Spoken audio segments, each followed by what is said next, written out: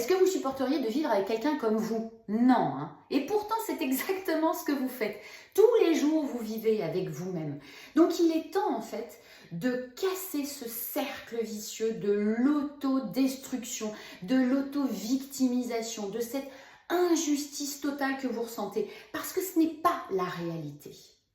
La thérapie TCC, elle va vous aider à sortir de là, à diminuer tous ces ressentis négatifs. Déjà, on va commencer par l'introspection.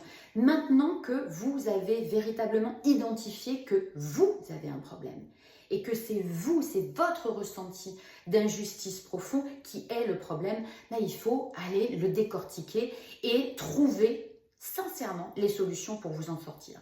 La thérapie, elle va vous aider à aller réparer la partie blessée, la partie profondément meurtrie de vous.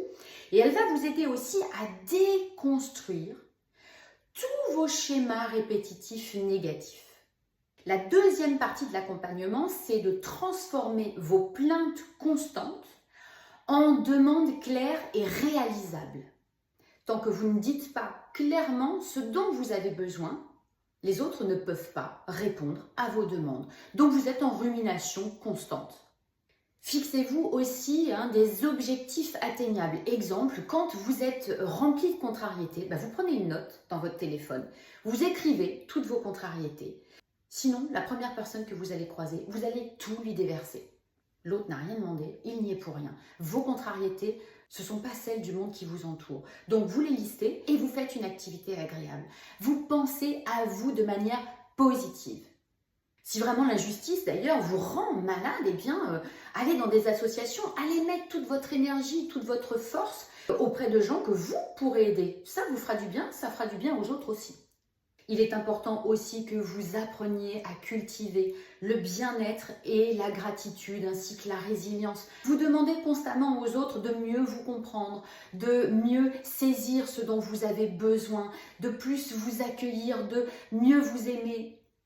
Mais qu'est-ce que vous faites, vous, avec vous-même? Donc, commencez déjà à vous faire du bien. Commencez déjà à faire la paix avec vous-même avant de demander aux autres de vous comprendre. Et donc, la dernière partie, c'est l'acceptation de soi.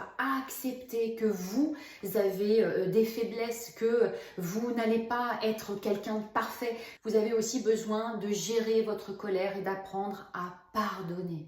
Il est important que vous preniez du recul sur les situations, que vous compreniez aussi que le monde qui vous entoure, que vos proches ont leurs propres souffrances, ont leurs propres moments de joie, de bonheur.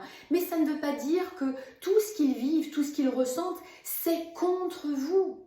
Vous n'êtes pas plus malchanceux, pas moins bien loti que les autres. Mais commencez à vous dire que vous aussi, vous avez de bons aspects dans votre vie, plutôt que d'être tout le temps en train de jalouser ce que les autres font. Lâchez cette rancune qui vous bouffe de l'intérieur. Vous pouvez pratiquer la méditation en pleine conscience. Ça peut vous aider à assouplir, à vous apaiser tranquillement l'esprit. Si la méditation, c'est pas votre truc, l'art-thérapie ou l'écriture expressive peuvent aussi pas mal vous aider. Oui, sortir de ce syndrome, ça demande de la persévérance. Mais en fait, en passant de victime à une personne responsable, vous pourrez enfin faire la paix avec vous-même. Vous pourrez enfin vous reconnecter à ce qui est et non pas ce que vous projetez. Vous épanouir pleinement, sereinement. Voilà l'objectif de la thérapie aussi. Donc, il est peut-être temps que vous sortiez de votre mal-être profond. Allez, vous partagez, vous likez, vous commentez et puis au besoin, vous prenez rendez-vous sur mon site internet en thérapie TCC, visio ou cabinet. Il n'y a pas de souci, je peux vous recevoir, on fait une séance, on teste, on voit ce qui se passe.